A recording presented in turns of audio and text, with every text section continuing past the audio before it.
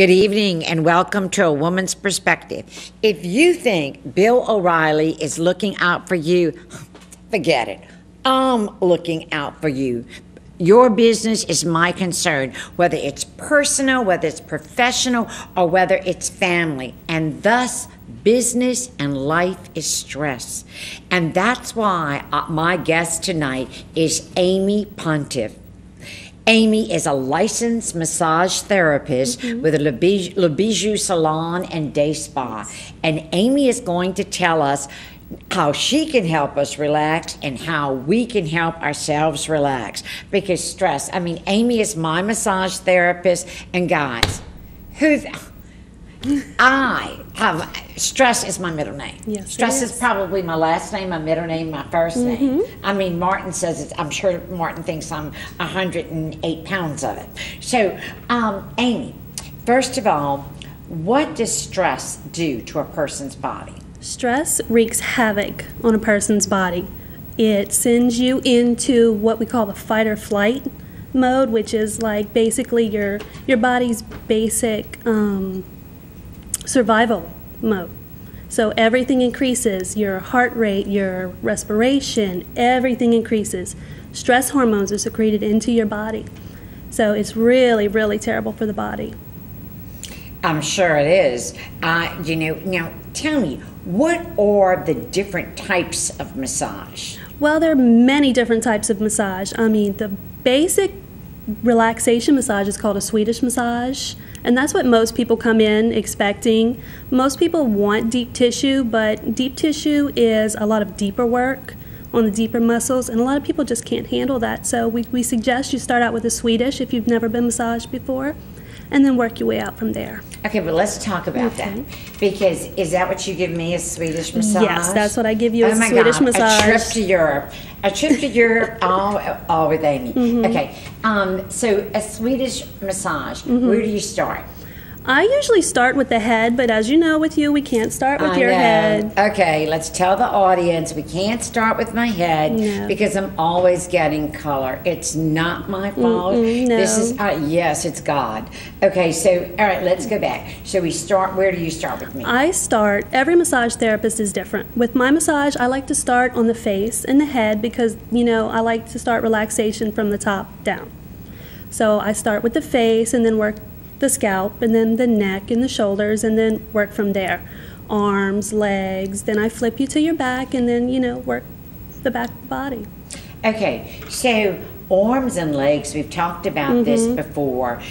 Some people think that their hands and their feet create more relaxation. Right. What's your take on that? Right, well, all massage feels good. Any part of the body that you can have a nice massage on is going to feel good. It's going to be relaxing for you, just like when you go and get a pedicure. You love having your feet done because it feels good. So yeah, any massage that you can get feels good. Right, but I don't necessarily like a pedicure, except that you have to have one when you wear sandals, except for the massaging of the legs and the feet. I'm not big on pedicures. Right. So tell me, what is the feet and the hands? Why do they concentrate on this? What is expected of that? Well, you do so much with your hands and feet. You walk on your feet. You use your hands for everything that you do. So it feels good. All massage feels good. It makes you feel relaxed. It puts the body at a sense of ease and calm, and it just really feels good. Okay, so, but what have you found? If you had to tell a person that didn't have much time, even because you have different times for different massages and all, what is the part of the body that you feel if you're in a hurry would relax you the most? Most people tend to carry their stress in their shoulders and their upper back. That's what I'm finding with most of my clients. They come in and they're like, their shoulders are up here, and then when they're done with the massage, they're down here because they're rested, they're relaxed, the muscle tension is gone. So I would say the shoulders and the neck and the back. Okay, and when you do the neck, you go up here, okay, and then into here, like people that, that I have headaches, and we can't do my head. No. All right, so, but I have headaches, and I also have TMJ. So what do you do with that? I mean, I know that you do this and you do that for a long time, and then you come up my neck. What is the connection between this shoulder and this neck and going into this? Because sometimes you will press on my neck and I can feel it all the way down my arm. Right. Well, because all of the muscles in your body are connected. Everything is connected, so the muscles in your arm may attach to some of the muscles in your neck. That's why you're feeling it all the way down your hand. Okay, and I'm feeling it all the way down my hand. But you don't believe that the hands and feet help reduce stress more than the shoulders? It just all depends on what a person likes. Massage is subjective, so it just depends on your personal preference, what you like. Okay, but you talked about the Swedish massage, which is deep tissue, and no, that's not deep tissue. No, that's relaxation, very light, your basic relaxation massage. Is the Swedish. The Swedish, right. Okay. So let me go deep tissue. What does that do for you? Deep tissue is when you have a problem or an area of really severe muscle tension. You can just work deeper on the area in the muscles and just really, basically go after that area. Do you sometimes say during a Swedish massage, you have a problem? Yes. And then, do you want to work on this? And I know you say, does this hurt? Right. And sometimes hurt feels good. Yes. Believe it or not. Hurt can feel good.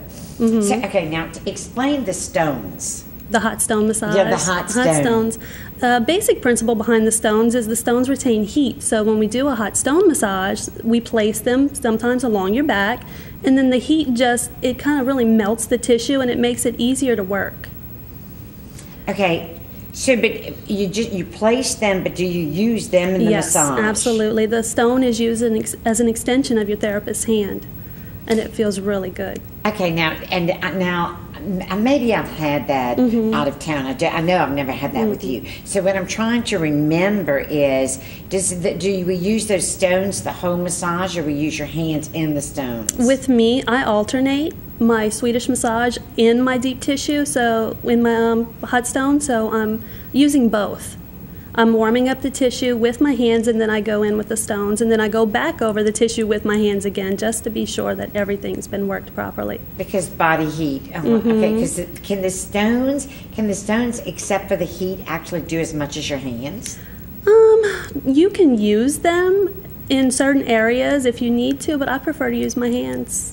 Oh, I think so too. Yes. I mean, I like the stones, but I don't remember the stones ever doing anything for me except feeling the heat. And like I said, I know it hasn't been in Thibodeaux that I've done that. Okay, so those are three types of massage. Now, we talked about reflexology. Right. Okay, so explain what reflexology is, because that's a buzzword, is it not? Yeah, reflexology is basically, it's like a Chinese principle. It's in the traditional Chinese medicine system, and in reflexology, they say that there's a point. Every point on your foot coordinates to an organ system in the body. So people who practice reflexology, they really know their stuff. But I don't practice that too much, so I don't really have too much. So have you found that people come in and say, I think that reflexology works better than a massage? No, not where I'm at. And I know that I've had people, do certain pressure points, and then say, "Does that make you feel better?" And, right. And my only answer is, "Well, you're hurting me so much. Yeah, it doesn't make me feel better, but I can feel that now. So maybe I'm not thinking about my other pain." Is that the underlying premise, or is It could be. There's really no too much scientific proof behind reflexology, so it's just kind of a give and take type of thing. If you think it's going to make you feel better, it probably will. Because mind over matter. So if you think that that's going to make you feel better, it will. Then it might. Okay. Are there any other types of massage? Oh, there's dozens of types of massage. Well, just tell us, how can people make themselves feel better? We're going to go into a little bit of what it does for the body, but tell me, what other kinds? Oh, there's sports massage, like if you're involved in, I've had runners come to me before a marathon. There's sports massage, there's neuromuscular massage for people with problems on specific areas of the body. Neuromuscular, neuromuscular, like are there certain areas that just Right. targets? Like what Yes. would be neuromuscular? Neuromuscular is targeting one specific area of the body and basically working it, and it's a system with deep tissue and all kinds of other trigger point release. We've done that before, and it's basically releasing the muscles. And Yeah, you know, I yes, thought you with the trigger points before. And so, do you think neuromuscular? You think you can do my brain? no, I can't do Okay, your you can't do brain. my We've already brain. discussed this. No, All right. no brain. So if I'm brain dead, I'm brain dead. Right. That's all. That's all. Okay. What conditions can massage therapy be helpful in treating? Massage can help anything, especially for women. You know, PMS. PMS. PMS. Oh my goodness! Get a massage and don't yell at your husband. Exactly. Oh, this must be fabulous.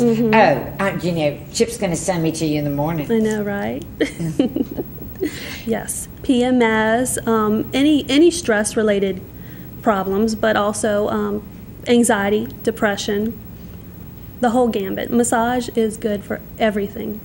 And blood pressure. Blood You pressure. said blood pressure, massage helps. Okay, and one other thing before we have to go, we talked one time about the Dead Sea salt and what that does, what somebody maybe can do with their hands at home. And how would you explain that? Well, the whole premise behind the Dead Sea salts, I recommend the Epsom salt soaks for Oh, you. you do? Yes, I do. Is it detoxifies the body. When you have a massage, it releases toxins into your bloodstream. And what you want to do is you want to release those toxins, you want to get them out of your body, and the salts just pull the toxins out. Just detoxifies your body completely. And so what do the Dead Sea salts do? They actually help to exfoliate your skin as well as relax you. They're great at exfoliating your And skin. how often can you do that? It just all depends on the type of product you're using. With my clients, with the Epsom salt soaks, I recommend twice a week. Some people do more, some people do less. And the Dead Sea salts, can you do that twice a week? I would think yes. Okay, but the Epsom salts is certainly a lot less expensive. Yes. The Dead Sea salts is a rather expensive. Right. Right, I know, I got caught on that in the mall once. So, but anyway, Amy, thank you so much. Thank you for Dr. helping to de-stress me. Thank you for giving other people a notion of what they can do to help de-stress themselves. We really appreciate people like you in our lives. And thank you all for being with us tonight. And I hope to see you next week on A Woman's Perspective.